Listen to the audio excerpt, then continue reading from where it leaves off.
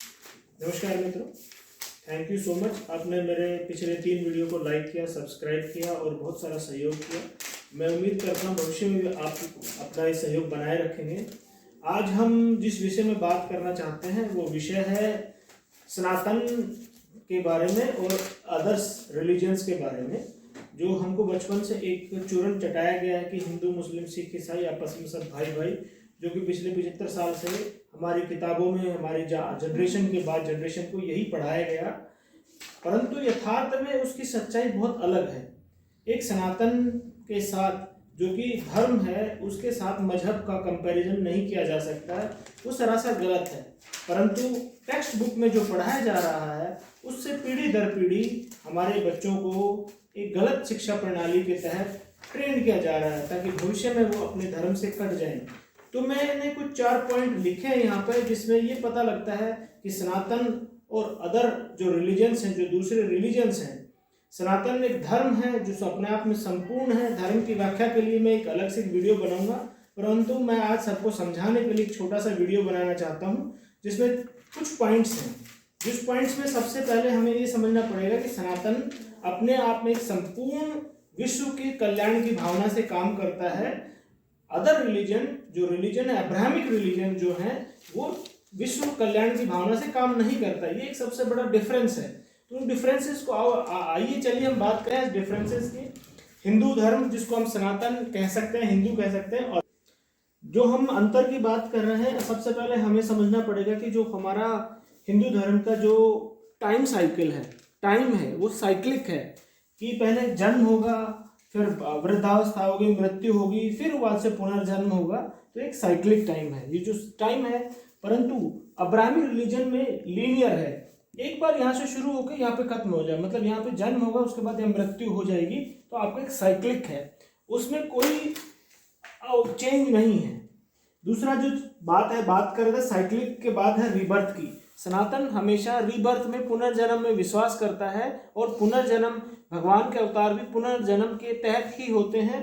परंतु Abrahamic religion में, मुस्लिम, Christian में ये एक लाइफ को मानते हैं, मतलब एक बार जीवन हो गया, उसके बाद आपको मरने के बाद कब्र में पड़े रहना है, पड़े रहने तक आपको अंतिम दिन, मतलब जजमेंट डे क्रिश्चियन के हिसाब से या मुस्लिम के हिसाब से आपका आखिरत का दिन, जिस दिन खुदा आपको जन्नत भेजेगा, नर्क भेजेगा, वो उस दिन तक डिसाइड करेगा। तब तक आपको कब्र में ही लेटे रहना है।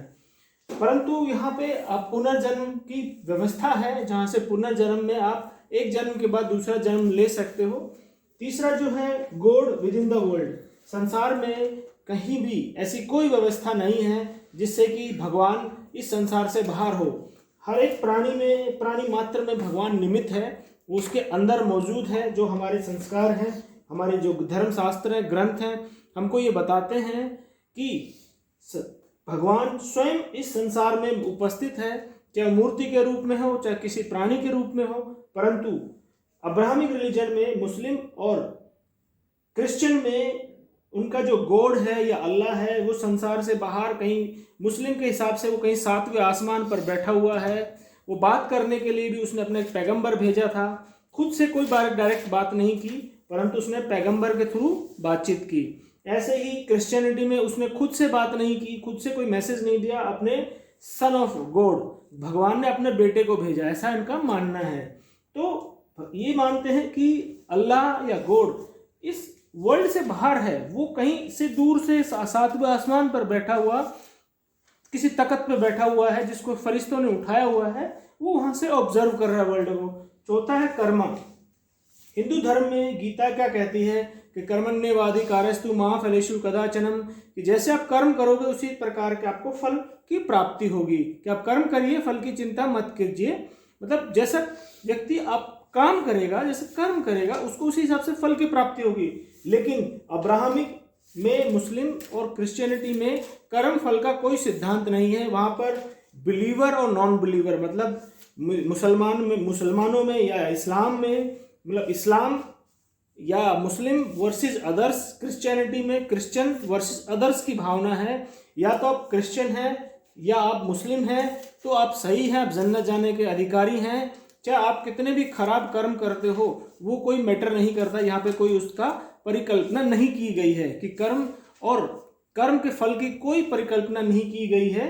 इसलिए एक बहुत 4 पॉइंट से मैं बताना चाहता हूँ कि बहुत मेजर डिफरेंस है और इसको समझने की आवश्यकता है कि जो पिछले 75 साल से चूर्ण हमको चटाया जा रहा है टेक्स्ट बुक के द्वारा, न्यूज़पेपर के द्वारा, न्यूज़ एजेंसियों के द्वारा, विदेशी ताकतों के द्वारा कि हिंदू मुस्लिम सिख ईसाई आपस में भाई भाई, नहीं, हमें ये कहना चाहिए और मैं इस बात में बहुत सख्ती से विश्वास करता हूँ कि हिंदू हिंदू भाई भाई, बाकी मुस्लिम और क्रिश्चियनिटी में जो भाईचारे की बात है वो विदिन इस्लाम एक ब्रदरहुड की भावना है। क्रिश्चियनिटी में जो विदिन ब्रदरहुड की भावना है कि क्रिश्चियन का क्रिश्चियन के प्रति ही ब्रदरहुड की भावना है, उसको समझने की आवश्यकता है। इस्लाम और क्रिश्चियनिटी के बाहर उनकी ब्रदरहुड की कल्पना ही नहीं की गई है।